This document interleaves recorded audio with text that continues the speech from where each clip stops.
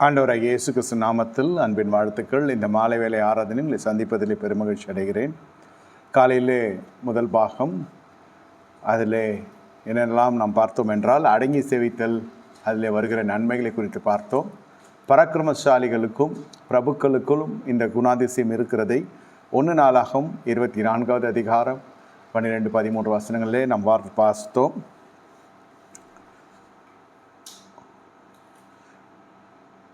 1 நாளாகவும் 23வது அதிகாரத்தில் 23, 24, 25 வசனங்களை தியானித்தோம்.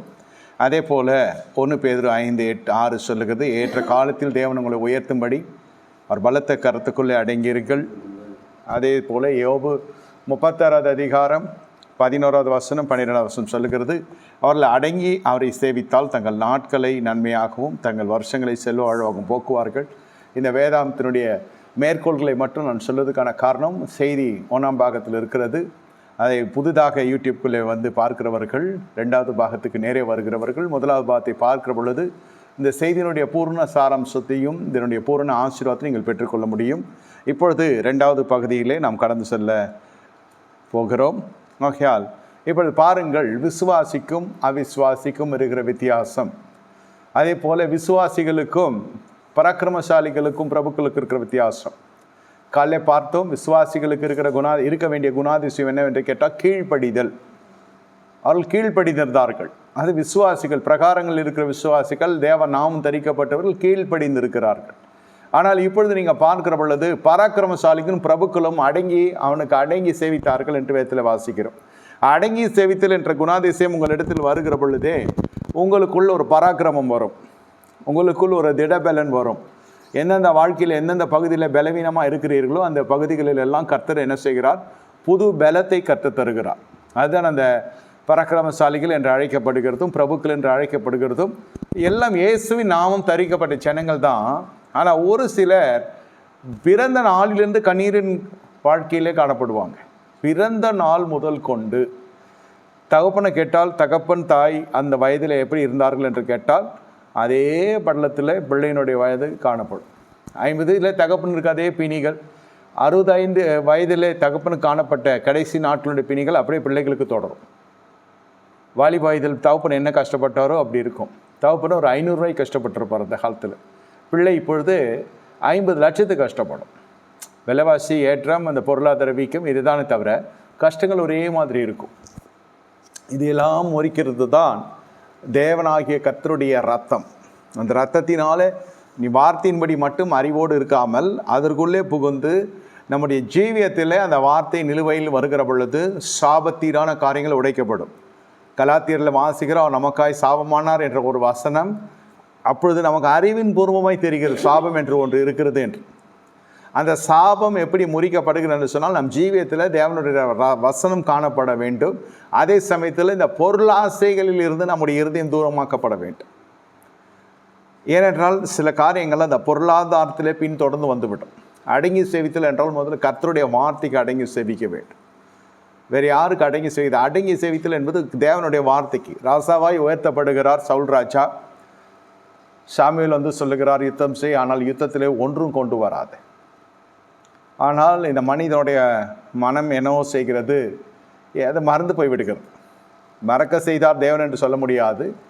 அதுதான் இவர்கள் தேவனுக்கு பலியிடுகிறோம், தேவனுக்கு பலியிடும் என்று சொல்லி தேவன் விரும்பாத காரியத்தை இவர்கள் வாழ்க்கையிலே கொண்டு வந்து விடுகிறது. அதன் பிறகு அந்த சின்ன காரியம் பெரிய ஒரு கலங்கத்தை வாழ்க்கையில் கொண்டு வந்து அந்த மனுஷனுக்கு மனநிலை தடுமாற்றம் வரை போய்விட்டு மனநோயாலேயே மாறிவிடுகிறான். கடைசியில் நல்ல ஜனங்கள் வாழ்க்கையில் வந்தாலும் புரிந்து கொள்ள முடியாத அளவிற்கு அந்த கண் குருடாக்கி விடுகிறது, மனக்கண்கள் குருடாக்கி விடுகிறது. அபிஷேகம் பண்ணப்பட்ட ஒரு மனுஷன் வந்து விட்டான், நல்லது. அந்த மனுஷனுடைய அபிஷேகம் அன்று தேவைப்பட்டது. அந்த மனுஷன் அபிஷேகத்துக்குரிய புகழ்ச்சிக்குரிய பாத்திரமாக இவன் மாறுகிற பொழுது இவன் இகழ்ச்சிக்குரிய பாத்திரத்தை கையில் ஏந்த வேண்டிய சூழ்நிலை வந்து விட்டது. அதான் சவுல் கொன்றது 1000, தாவீது கொன்றது 10000. இந்த பாடல் வரி அந்த மனுஷனை பெரிதாக பாதிக்க செய்தது. இது நம்ம நடைமுறையிலே படிக்கிற பொழுது தெரிகிறது. ஆனால் இந்த 1 சாமுவேல் 17 அதிகாரத்தில் அதுக்கு முன்னமே இந்த மனுஷனுக்கு என்ன நடக்குது என்று கேட்டால், தேவனுடைய வார்த்தை வாழ்க்கையில் வர வர விருத்தி வந்த மனுஷன் திடீரென்று என்ன நடக்குது என்று கேட்டால் எல்லாம் அரசியல் ஞானம் அத்தனை இருக்கிறது. அரசியல் ஞானம் என்றால் எல்லாம் நான் தான் செய்வேன் என்று சொல்லாமல், அந்த தகுதி படைத்த ஜனங்கள், வல்லமை கொண்ட பராக்கிரமசாலிகள் எங்காவது சவுல் பார்த்தால் உடனே கொண்டு வந்து தன்னுடைய படையில் சேர்த்து கொள்வான். அந்த அளவுக்கு தாழ்ந்து மிகுந்த மனுஷன். கண்கள் எப்பொழுதும் விழிப்போடு இருக்கிறவர்கள் தான் செய்ய முடியும். எனி டேலண்டட், ஏதாவது கொஞ்சம் அவர்களுக்கு பராக்கிரம் இருக்குன்னு தெரிஞ்சால் கொண்டு வந்து தன்னுடைய படையில் சேர்த்துக்கொள்ளும். அந்த அரசியல் ஞானம், கூர்மை, தகுதி, அதே சமயத்தில் மனுஷர்கள் தூஷிக்கிறாங்க. பெஞ்சமின் கோத்திரத்தான் இவனா வந்து நம்மை காக்க போகிறான், அதை குறித்து சட்டை பண்ணவே இல்லை, கண்டுகொள்ளவே இல்லை அந்த மனுஷன். பொது வாழ்க்கையில் எப்படி இருக்க வேண்டும் என்றதெல்லாம் நல்ல ஞானம். உடனே வேஷ்டியை மறித்து கட்டு போய் சண்டைக்கு போவாங்க சில பேர், என்னைய அப்படி சொல்லிட்டேன்னு. அது தானே தாழ்த்திப்பட்டு போயிடும். அரசியல் அல்லது பொது வாழ்க்கை அல்லது ஆவிக்குரிய ரீதி எப்பொழுது ஆலயம் என்று வந்து விட்டாலே அது பொது வாழ்க்கையின் ஒரு அடிப்படை சுவடுன்னு சொல்லணும். உங்களை பல பேர் தூஷிப்பார்கள், அதை குறித்தெல்லாம் பெருசாக எடுத்துக்கொள்ளக்கூடாது. சிலர் தூஷித்தாலும் எடுத்துக்கொள்ளக்கூடாது, தலைமை தூஷித்தாலும் எடுத்துக்கொள்ள. நம்ம வந்து சேவிக்கிறது கர்த்தருக்கு தான். துதிக்கான மகிமை எல்லாம் ஆலயத்தில் கர்த்தருக்கு தான். தனி மனிதனுக்கெல்லாம் செலுத்த வேண்டிய அவசியம் இல்லை, செலுத்தவும் கூடாது. சோத்திரம் சொல்கிறோம், வந்தனம் வைக்கிறோம், அதெல்லாம் வணக்கம் வைக்கிறோம், அது ஒரு புன்முறோடு நின்றுவிடும். வந்தது எதற்கு? நமக்கு ஒரு சிங்காசனம் தேடுவதற்கோ, நமக்கு ஒரு பதவியை தேடுவதற்கோ, நமக்கு ஒரு அந்தஸ்து தேடுவதற்கோ அல்ல. வந்தது கர்த்தருடைய மகிமையை காணும்படியாக, கர்த்தருடைய வார்த்தை கேட்கும்படியாக, தேவனுடைய ஆலோசனை பெற்றுக்கொள்ளும்படியாக. கர்த்தரோடு பேச வேண்டும். வசனத்தை அனுப்பி அழிக்க விலைக்கு குணமாக்குற அந்த வசனம் எனக்கு சந்திக்க வேண்டும். எனக்கு விடுதலை தர வேண்டிய சத்தியம் எனக்கு இன்னும் தேவைப்படும். வாழ்க்கையில் பூர்ணமாய் விடுதலை ஆக்கப்பட்டேன் நான் நினைக்கலாம். ஆனால் இன்னும் சில அகம்பாவங்கள் எனக்குள் காணப்படும், மமதைகள் எனக்குள் காணப்படும். எனக்கு தெரியாது. சில காரியத்தை விட்டு கொடுக்க நினைக்கிற பொழுது எதையும் விட்டு கொடுக்க வேணாம். நம்முடைய கனத்தை இழக்க வேண்டிய சூழ்நிலை சிலது. எல்லாம் செய்த பிறகு கனவீனம் வருகிற பொழுது சாதாரண 99% விசுவாசிகள் உட்பட சொல்லுகிறேன், அபிஷேகம் பண்ணப்பட்ட ஊழியக்காரர் உட்பட சொல்லுகிறேன், அந்த மனுஷத்தில் ஒரு கடுகளவும் குற்றம் இருக்காது. அனைத்துக்கும் அந்த மனுஷன் ஒரு புகழ்ச்சிக்கு பாத்திரமான மனுஷன். ஆனால் இகழ்ச்சி வருகிறது. எந்த ஜனத்துக்கு நன்மை செய்தாலும் அதே ஜனங்கள் இகழ்கிறாங்க. தாங்க முடியுமா? உங்கள் நீதியை நீங்கள் பேசினா சுயநீதி என்று ராஜ்யம் சொல்லுகிறது. வேதம் சொல்லுகிறது தான் சொல்கிறேன். ராஜ்யத்தினுடைய கண்களில் நாம் சுயநீதிக்காரலாக காணப்படும். மனுஷருடைய கண்களில் நம்ம பரிதபிக்கப்பட்டுள்ள காணப்படும். நம்ம நினைத்தாலே நமக்கு கோபம் வந்துவிடும். அல்லது நமக்கு கோபம் எப்படி வருகிறது என்றால், தகுதியில்லாத ஜனங்கள் என்னை பேசலாமா? என் பணத்தை வாங்கி சாப்பிட்டு என்னை தூசிக்கலாமா? என்னோடய சௌரட்சணிலே வாழ்ந்த ஜனங்க, என்னுடைய பராக்கிரமத்தில் எழுப்பப்பட்ட ஜனங்க என்ன தூசிக்க, இது மாதிரியெல்லாம் நிறைய விதண்டாவாதங்கள்லாம் மனதுக்குள்ளே பாய்ந்து கொண்டே இருக்கும். அப்போ உங்களை காட்டிலும் பராக்கிரமசாலிகள் உங்களை பழித்து பேசினா எப்படி இருக்கும்னு பார்த்தா அது வேணால் ஏற்றுக்கொள்ளலாம். குட்டுப்பட்டாலும் மோதிர கையில் குட்டுப்பட்டால் நல்லமா இருக்கும் என்று மனம் சொல்லும். நீங்கள் யாக்கோபிலே வாசித்தா நீங்கள் ஐஸ்வர்யானதானே நாடுகிறீங்க, அவர்கள் தானே உங்களை நெருக்குகிறார்கள் என்று வேதம் சொல்லுது. நம்மளே மேலான ஜனம் ஏதாவது சொன்னால் ஏற்றுக்கொள்ளலாம், எல்லா விஷயத்துலையும் சொல்கிறோம். கீழான ஜனங்கள் நம்மை தூசிக்கிற பொழுது நம்மால் தாங்கிக் கொள்ள முடியாது. இந்த பாகுபாடும் பாராபட்சமும் இருக்கிற வரைக்கும் நாம் இன்னும் கழுவப்பட வேண்டிய பகுதிகள் உண்டு என்று அர்த்தம். பணக்காரன் சொன்னால் கசக்கிறது, எளிமையான ஜனங்கள் தூசித்தான் உங்களுக்கு கசக்கிறது, இல்லை இருக்கப்பட்டவன் செய்தவங்க இனிக்கிறது என்று சொன்னால் பிரச்சனை அவங்களிடத்தில் இல்லை, நம்ம இடத்துல இருக்கிறது. இதெல்லாம் அலசி ஆராய்ந்து பார்க்கிறது தான் தேவ சமூகம், பரிசுத்தாவினுடைய ஆளுகை. இப்போ பாருங்கள், சவுல் என்ன நடக்கிறது என்று தெரியவில்லை.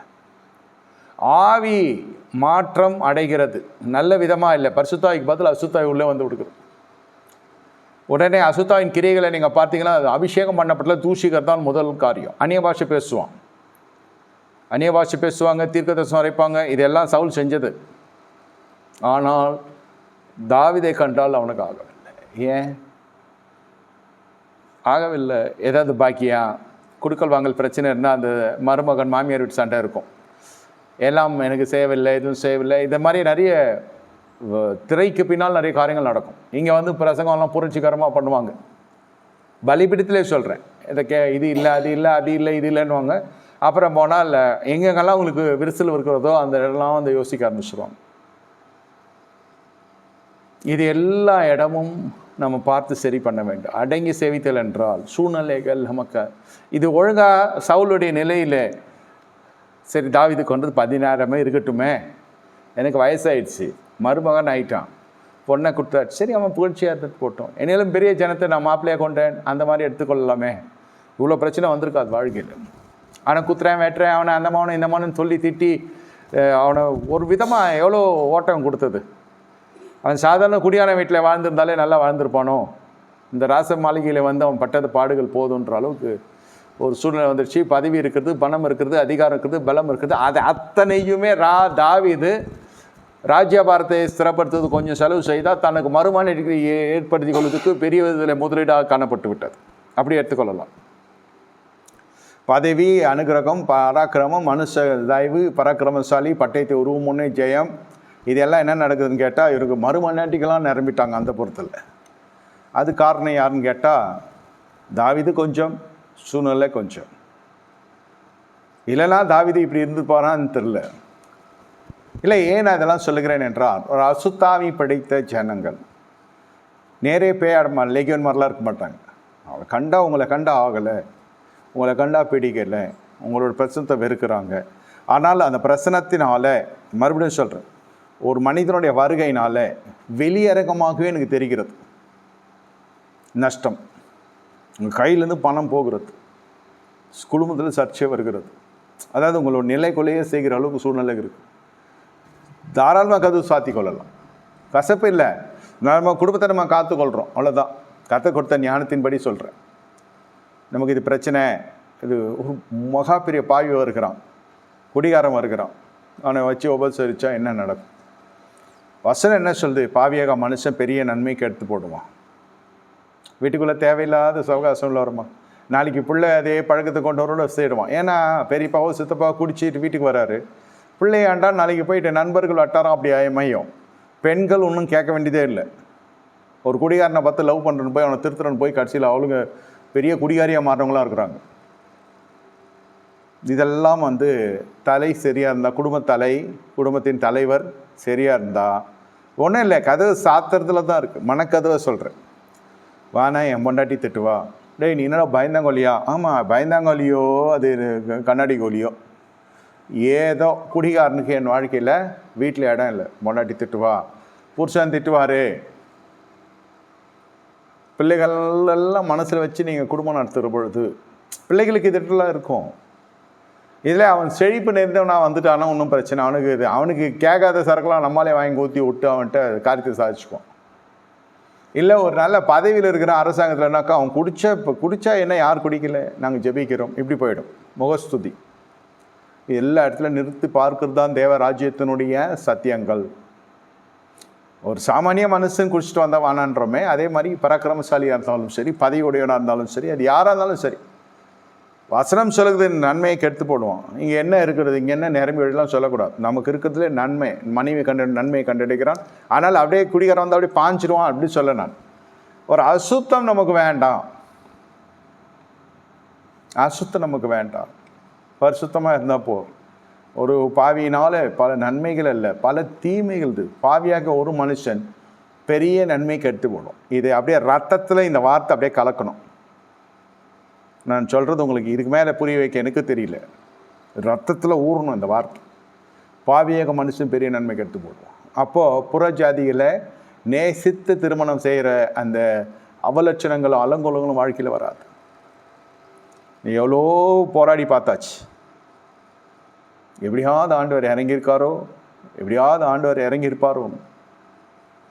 பெரிய நன்மை கெட்டு போடுவான். வசனம் பொய்யாவாதையா. மனுஷன் எப்படியானா எனக்கு பிடிக்கிறதுனால ஒருத்தர் நேரத்தில் இன்முகத்தோடு பேசலாம், அவன் பிடிக்காதனால திருப்பிட்டு போகலாம். மனுஷன் கர்த்தருடைய வார்த்தை அப்படியே இருபுறம் கருக்குள்ள பட்டியும் நீதிமானியும் நியாயந்திருக்கும். அப்போஸ்தலன், தீர்க்கதரிசன், போதகன், மேய்ப்பன், யாராக இருந்தாலும் சுவிசேஷன் யாரையும் விட்டு வைக்காத வசனம் சொல்கிறேன். அப்படியே நியாயம் தீர்த்துக்கொண்டே போகும். அந்நியனுக்கு பிணைக்கப்படுங்க வெறுக்கிறோனோ சுகமாக இருப்பான். ஃப்யூச்சர் நல்லா இருக்கணும்னா படிக்கிறோம், வேலைக்கு போகிறோம், படிக்க வைக்கிறாங்க, வேலைக்கு போகிறோம், சம்பாத்தியம் பார்க்குறோம், கர்த்தருக்கு செய்ய வேண்டிய நன்மைகள் சாட்சியாக வாழ்கிறோம், எல்லாம் நடந்து கொண்டிருக்கிறது, இல்லைன்னு சொல்ல. ஆனால் அதுக்கு மேலே உங்கள் வாழ்க்கையில் ஒரு வெறுப்பு இருக்கணும். இதெல்லாம் அடங்கி சேவிக்கிறதுலே வருகிற காரியம். வெறுப்புன்னா என்ன வெறுப்பு? என் திருமணம் இப்படி தான் நடக்கும். ரெசார்ட்டில் நடக்குதோ, அது பாலைவனத்தில் நடக்குதோ, அது மலை மேலே நடக்குதோ, அல்லது அது மிதக்கிற அந்த என்ன சொல்கிறது, இந்த ஏர் ஷூட்டிங்லாம் நடக்கும் துபாயிலெல்லாம். வானத்திலே தாலி கட்டுவாங்க. அதுக்கேற்ற பாராசூட்லலாம் போய் தாலி கட்டுவான். இன்னொருத்தன் வசதிப்பட்டவன் வயசான காலத்தில் 60ஆம் கல்யாணமே போய் கல்யாண நாளில் போய் சண்டமன்றத்தில் கொண்டாட்டு வந்தான், ஒரு வயசான முதியவர். அதெல்லாம் நான் எதுவும் சொல்லலை. இது எல்லாம் வந்து போய்கொண்டிருக்குது. இதெல்லாம் வந்து அவங்க வசதிக்கு ஏற்றபடி எங்கன்னா நடக்கட்டும் கல்யாணம், அதை பற்றி இல்லை. ஆனால் வார்த்தைக்குள்ளே நடக்குதா? வார்த்தைக்குள்ளே நடக்குதா? ஆனால் வாலிப பருவத்தில், கன்னிகை பருவத்தில், அல்லது கிறிஸ்துவை ஏற்றுக்கொண்ட பெரியவர்கள் கூட சொல்கிறேன், கன்னிகை பருவம், குழந்தை பருவம்லாம் பார்த்துருக்கணும், தியானித்திருக்கிறோம். உங்களுக்குள்ளே அந்த வெறுப்பு இருக்கணும், உங்களை அதை வெறுக்கணும், அந்த காலத்தை நேசிக்கூடாது, அருவருப்பாக இருக்கணும். அந்த மாதிரி திருமணத்துக்கு நம்ம போகிறதே அருவருப்பாக இருக்கணும். போனாலே நம்ம தீட்டு. ரொம்ப தெரிஞ்சவங்களாம் முன்னாலே போய் ஏதாவது அவங்களுக்கு பண்ண வேண்டிய நன்மைகளை பண்ணிட்டு வரலாம். அவன் மொழித்திருக்கான் இல்லையா, அந்த மாதிரி எதனா தான் நான் கலந்து கொண்டால் நமக்கு பின்னாலே தொடரும். இதெல்லாம் நெசமா? ஆமாம், இதெல்லாம் தொடரும். நேபுகாத்நேசர் வராருன்னு சொல்லிட்டு நியாயாதிபதிகள் புஸ்தகத்தில் யோயாக்கீம் ஒரு சிற்றரசன், அழைப்பும் கிடையாது, ஒரு மனங்கட்டியும் கிடையாது, சிற்றரசன்.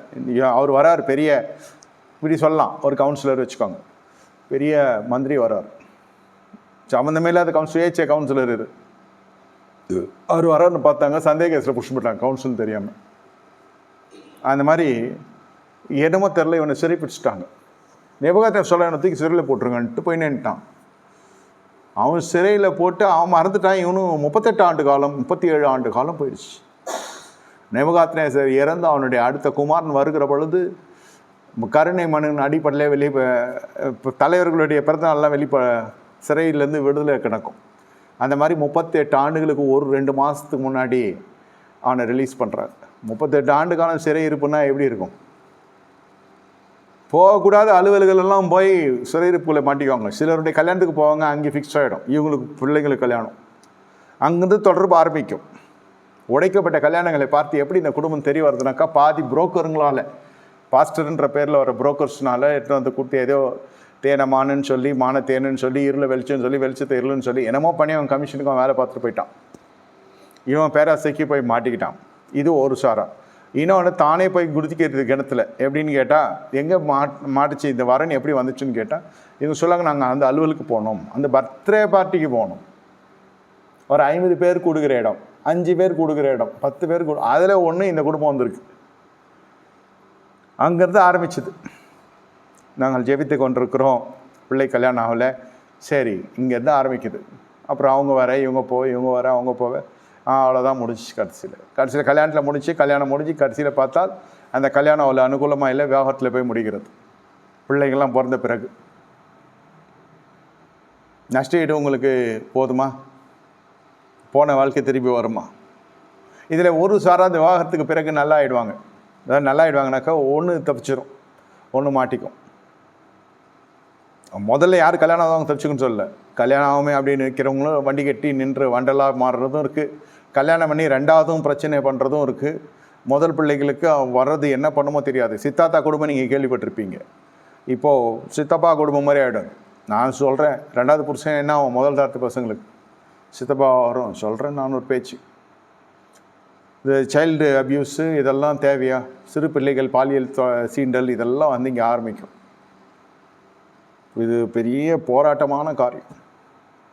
இதெல்லாம் ஒழுங்காக நம்ம அடங்கி சேவித்தால், இதில் நிறைய நட்புகள் இழக்க வேண்டியது வரும். அடங்கி சேவிக்கிறது இல்லை. முதல்ல நம்முடைய மன போராட்டமே நம்மளை சும்மா விடாது. தனியாக திட்டுவாங்க, அதான் தனியாக தெரியும், என்ன பெரிய பைபிள், என்ன பெரிய எல்லாம் சேர்த்து திட்டுவோம், என்ன பெரிய ஜபம், என்ன பெரிய எல்லாம் ஊழியக்காரிலேருந்து ஆரம்பிச்சு திட்டுவோம். யார் உங்களுக்கு இமீடியட் பாஸ்டர், யாருக்கு நீங்கள் காணிக்கை செலுத்துறீங்க, யாருக்கு தசவம் செலுத்து, இங்கேருந்து ஆரம்பிக்கும். ஊர்வலத்தில் நடக்காதா, இது அதுவா இதுவான்னு ஏதோ பண்ணி, ஆனால் அவங்க வாழ்க்கையை ஒன்றும் இல்லைன்னு பண்ணிட்டு போயிடுவாங்க. பாவியாக மனுஷன். கர்த்தர் நல்லா பேசுவார். சில சாதாரண அற்ப விசுவாசிகளாகவே இருப்பாங்க பார்க்கறதுக்கு. பொருளாதாரத்துலாம் சொல்ல, அது மினுக்கராம்பூச்சி மாதிரி கூட இருக்கும். அவங்களுடைய வெளிப்புறமான அவங்க தேவபக்தி அப்படி தான் தெரியும் எல்லாருக்கும். ஆனால் அவங்களோட கர்த்தர் பேசுவார். ஒரு நபரை பார்த்தா எங்களுக்கு அவ்வளோ பிரியம் இல்லை, எங்களுக்கு அவ்வளோ பிடித்த இல்லை, அவங்களுக்கே தெரியும். அது கன்ஃபார்ம் பண்ணுறதுக்கு என்கிட்ட வருவாங்க. கரெக்டாகவும் போவோம். அது நல்லா இல்லைன்றது 2 பேரும் சரியாக இருக்கும். ஆனால் ஊரே சேர்ந்து காரியம் முழத்தக்கதான் சூழ்நிலை. அவருக்கு என்ன குறைச்சல், ஏன் வேணான்ற சொல்லு. இதுக்கு வந்து பதிலே சொல்ல முடியாது. மாட்டி முடிக்கிறது கட்சியில் மின்னு கல்யாணம் பண்ணுறவங்க இல்லை, கடைசி வரைக்கும் பயணப்படுற நம்ம தான் மாட்டிக்கொள்வோம். சில பேர் இருப்பாங்க, நம்மளோட இருப்பாங்க, பயணப்படுவாங்க, கொஞ்ச நாளில் கர்த்தரோடு நித்திரை அடைஞ்சிருவாங்க. இதெல்லாம் சகஜமான காரியம். யாரோ ஒருத்தவங்க செத்து போகிறாங்கன்றதுக்காக நம்ம ஆட முடியாது, நம்ம ஒரு வேஷம் கட்ட முடியாது. நம்ம கர்த்தருக்காக காத்திருப்போம், கர்த்தர் செய்வா. ஆனால் நியாயமாக நம்ம இருக்கணும், நீதியாக இருக்கணும். எதுக்கு இதெல்லாம் நான் சொல்கிறேன்னா, போகக்கூடாத இடத்துல போனால் அடங்கி செவித்தலெல்லாம் அடிச்சுட்டு போயிடும். பாவியாகி ஒரு மனுஷன் பெரிய நன்மை கெடுப்பான். அந்நிய நுகத்தில் பிணைக்கப்படுகிறத வெறுக்கிறவனோ சுகமாக இருப்பான், பிணைக்கப்படுகிறவனோ வெகு பாடுபடுவான். உங்கள் என்ன படிப்போ என்ன பட்டமோ என்னை மன்னித்து கொள்ளுங்கள், நான் உங்கள் மனதை புண்படுத்தியிருந்தால். நான் ஏன் அதை தாழ்த்தி சொல்கிறேன்னா, இதுதான் சத்தியம். இதுக்கு மிஞ்சி போய் அப்புறம் ஜபக்குறிப்பு எழுதி எடுத்துன்னு வர்றதோ அங்கே எங்கேயோ போஸ்ட் பண்ணுறதுக்கோ அது வெக்கக்கேடு. அதெல்லாம் சுவிசேஷ வழியில் வர புது விசுவாசிகளுக்கு கர்த்தரை ஏற்றுக்கொள்ளுகிறதுக்கு அது வழித்தடமாக இருக்கும். இதெல்லாம் வெள்ளஞ்சி நின்று கனி கொடுத்து பலிக்கு பெருகி திருவிருந்து வரைக்கும் வந்தாச்சு. உங்களுக்கு இந்த படலம் வரக்கூடாது. இன்னும் உங்கள் ஜபத்தை நீங்கள் நம்பி மோசம் போகாதீங்க. இந்த வார்த்தைக்காக கர்த்தரை மன்னிப்பாராம். சத்தியத்துக்குள்ளே வர பாருங்க. ஆண்டவரே, சத்தியம் எனக்கு தூரமாக இருக்குது, வார்த்தைக்கு நான் தூரமாக இருக்கிறேன்னு என்ற வெக்கம் இருக்கணும், அந்த குத்துதல் இருக்கணும். அப்போ மட்டும்தான் உங்களால் அடங்கி செவித்தல் வந்தால் இதெல்லாம் வரும். என்ன, பூலோகத்தில் இருக்கிற பிதாக்களுக்கு நீங்கள் கனப்படுத்துகிறதை போல உங்கள் ஆத்துமாக்களை நடத்துவதற்கு கனப்படுத்துங்கள் என்று காலையில் பார்த்தோம். அப்போ பூலோகத்தில் இருக்கிறவர்களுக்கு நீங்கள் கனப்படுத்துகிற அளவுக்கு வரணும். ஊழியக்காரனுக்கு மட்டும் சொல்ல, வீட்டில் இருக்கவங்களுக்கும் சொல்கிறேன். அதுதான் சொல்கிறேன், இது இருபுறம் கருக்குள்ள பட்டயம். இதுக்குள்ளே வருகிற பொழுது அந்த அடங்கி சேவித்தலில் இது இருக்காது.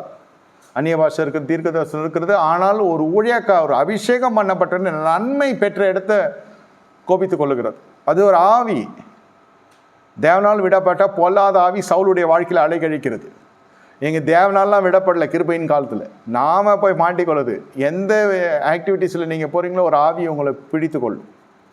நான் வெட்டுறேன், குத்துறேன், இது பண்ணுறேன், அது பண்ணுறேன், பழி வாங்குறேன், அதெல்லாம் மனசில் வச்சுருந்தா யாரோ நம்ம சுயத்தை சீண்டிட்டாங்க, அவனை ரகசியமாக தாக்குறேன். வேதம் சொல்லுது, ரத்த பிரியனை கர்த்தர் அருவுருக்கிறான். அப்புறம் ஜீசஸ் லவ்ஸ், ஏசு நேசிக்கிறார், ஏசு அன்பா இருக்கிறான்னு எழுதி எழுதி ஓட்டுறது, ஸ்டிக்கர் ஓட்டுறதுலாம் செல்லாது.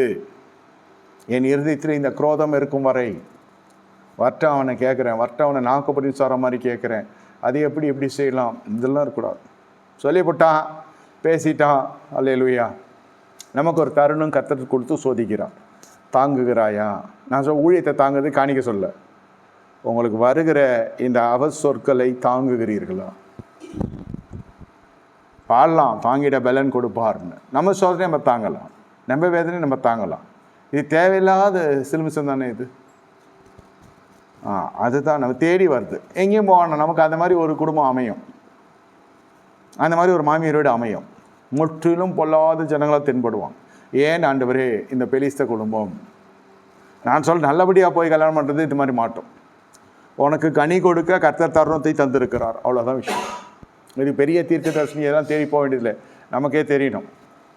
நாம் கனி கொடுக்க வேண்டும். நான் ஜெபிக்கிறேன், உபவாசிக்கிறேன், இது என் மாமியார் சாகணும், நாத்தனார் எல்லாரும் சாகணும், நான் ஒன்றி இருக்கணும், புருஷன் இருக்கணும்னா அதெல்லாம் முடியாது. நம்முடைய வாழ்க்கையில் நமக்கு சகிப்புத்தன்மை இருக்கா இல்லையான்னு சோதிக்கிறதுக்குன்னே இந்த கதாபாத்திரம் வந்துட்டு போவோம். கூப்பிடாமே வரும், நல்ல சூழ்நிலையில் கரெக்டாக வந்துடும். ஒரு 4 கிழமை கூட இல்லை, கரெக்டாக வந்துடுறாங்க, கூப்பிடாமே வந்துடுறாங்க, அப்படி தான் வருவாங்க. ஃபோன் சொன்னால் கூட போகாதுங்க. நீங்கள் உங்கள் நிதானத்தை, உங்கள் சமாதானத்தை எல்லாம் இழந்து சவுல் மாதிரி ஆகிடும் கடைசியில் நம்ம நிலைமை. இது சத்தியமாக நடக்குது. சவுல் தாவீதை திட்ட, அவன் அப்படி தான் சொல்லுவான், சவுல் தாவீதை திட்டதை போல் என்னை திட்டுறாங்க. நீங்கள் தாவீதா இருக்கிறீங்கன்னு தெரியாது. நான் என்ன சொல்கிறேன், இந்த இடத்துல எல்லாம் அடங்கி சேவித்தல் இருக்கும் என்றால் நீங்கள் அடங்கி பார்க்கலாம், என்ன தான் நடக்குதுன்னு பார்க்கலாம்.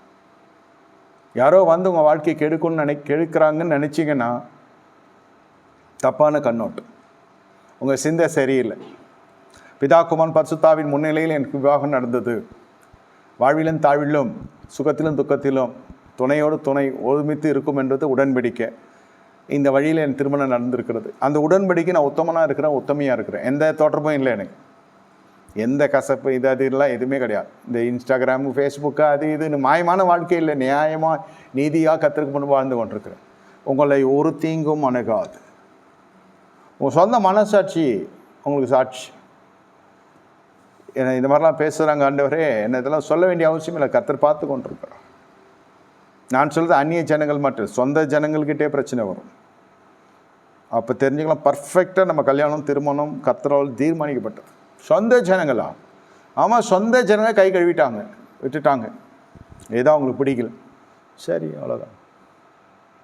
அடுத்தது என்னவோ நம்ம பார்த்து நம்ம கையின் பிரயாசத்தின் மேலே நம்ம கண்ணோக்கி பார்த்து போய்கொண்டே இருக்கணுமே தவிர, ஏதோ வந்துச்சோ வரலையோ, அது கொடுப்பாங்களோ கொடுக்க மாட்டாங்களோ, அதெல்லாம் ரெண்டாம். இங்கே சவுல் தாவீது வாழ்க்கையில் அடங்கி சேவித்தல் தாவீதுக்கு இருந்துச்சு. தெரியாத்தனமாக தாவீதுக்கிட்ட பார்த்தீங்கன்னா அதெல்லாம் இருக்கும். என் தகப்பனேன்னு சொல்கிறான், சாலை வந்து மாட்டிருக்குச்சுன்னு சொல்கிறான். மாமனாருன்ற முறையில் இல்லை, ஒரு ஊழியக்காரனிடத்தில் ஒரு காலத்திலாவது அபிஷேகம் இந்த பாத்திரம் இது. வயசுக்கு வயசு, ரெண்டாவது தேவனுடைய சிருஷ்டி, மூன்றாவது அபிஷேகம் பண்ணப்பட்ட பாத்திரம், நான்காவது தான் அந்த மாமனார்ன்ற அந்த இது காரியம். கொடுத்த டார்ச்சர் லைஃப்பில் பாதிக்கு பாதி தாவீதுக்கு சவுல் இருந்து போராட்டம் பண்ணிட்டான். ரொம்ப பெரிய இடைவெளி தான், வயசில் 2 பேருக்கு 32 வருஷம் டிஃப்ரென்ஸ் இருக்கும். சவுல் ராஜா வர பொழுது தாவீதுக்கு 8 வயசு. அப்புறம் தாவீது போய் அந்த கோலியாத்தை வெல்றபோது தாவீதுக்கு 30 வயசு. நீங்கள் எல்லாம் உள்ளே போந்து படித்து பார்த்தீங்கன்னா தெரியும். கடைசி ஒரு ரொம்ப நாள் இந்த பிரச்சனை போய் கொண்டிருக்கிறான். 40 ஆண்டு ராஜ்யபாரம் தாவீது. கடைசியில் பார்த்தீங்கன்னாக்கா பெரும் நாட்கள், சவுலோடு போராடி கொண்ட நாட்கள், அப்புறம் அவன் தவறு செஞ்சு அவன் மாட்டிக்கொண்ட நாட்கள். இந்த பத்சேபால் விஷயத்தில் அது ஓட்டமாக ஓட வேண்டிய சொன்ன ஒரு விபச்சாரத்துக்கு 10 விபச்சாரம் வீட்டுக்குள்ளே நடந்துச்சு. கொலைகள், ரத்தம், அதான் பத்சேபால் புருஷனை கொண்ட அந்த ரத்த பாவம் தொடர்கிறது, ரத்தப்பழி. இங்கே அம்னோன் செத்து போனான், அப்புறம் அப்சலோம் செத்து போனான். அடி தடி, வீட்டுக்குள்ளே சர்ச்சை, சமாதான குலைச்சல், இப்படி போய் கொண்டிருக்கிறது. இந்த குழந்தை செத்து போச்சு. எத்தனை சாவு வீட்டில் தொடர்ச்சியாக. இந்த ஒரு மனுஷன் பண்ண தவறு. அடுத்து அரசியலில் பண்ண அந்த தொகைகளை எண்ணிட்டார். அப்போது அடித்து ஆயிரக்கணக்கில் ஜனங்க மடிஞ்சாங்க. அவன் கண்கள் சாவுகளை அதிகமாக பார்த்த தாவீது போதுண்டா. அப்போ ஒரு விஷயம் போய் தெரியாதனமாக மாட்டிக்கிட்டோம். ஒரு உறவு, கள்ள உறவில் பார்த்தீங்களா எவ்வளோ பிரச்சனை. பலத்தின் மீதால் 80, அதுவரை 70 சாதாரணமாக. எப்போ ஆண்டவர் ஏற்றுக்கிறாங்களோ அதுலேருந்து கால்குலேட் பண்ணிப்பார். ஒரு நல்ல தாரிடியமாக 30 வருஷம் நல்லா ஓடலாம் ஆண்டவருக்கு. அதில் வயசாகிடும். நான் சொல்கிறது ஒரு 15-16 வயசில் இருந்தால் சொல்கிறேன். ஒரு 50-55 வயசு வரைக்கும், இல்லை 60 வயசு வரைக்கும். யார் 5 வயசில் ரட்சிக்கப்படுற இப்போ? சரி, அந்த வயசுலேருந்து பார்த்திங்கன்னா ஒரு 30 வருஷம். 50 வயசில் ரட்சிக்கப்படுறதெல்லாம் இன்னும் 20 வருஷம் தான் வச்சுக்கலாம் சொல்கிறேன். அதுக்கு முன்னே வாங்குகிற பரலோகம் போகிறது எவ்வளோ இருக்குது, எவ்வளோ போராட்டங்கள் பாருங்கள். தெரியாதனமாக எடுக்கிற வாழ்க்கையில் எடுக்கிற தீர்மானங்கள். சொல்கிறதுக்கு ஆள் இல்லாமல் எடுப்பாங்க. சொல்கிறதுக்கு ஆள் கொழுக்கட்ட மாதிரி உட்காந்துருக்கேன் அப்படியே எடுத்து அப்புறம் நான் என்ன சொல்ல முடியும்? வர செய்திகள் எல்லாம் தாவீது கண்ணீர் வடித்தது போல வடிக்க செய்கிறது. இந்த ஆடுகள் என்ன பண்ணிட்டு ஆண்டவரே, பண்ணாதே இல்லையோ ஆடுகள். இந்த ஆடுகள் என்ன பண்ணிட்டுனா கேட்குற, என்னென்னலாம் பண்ணியிருக்கு தெரியாதா உனக்கு? என்ன பண்ணுறது?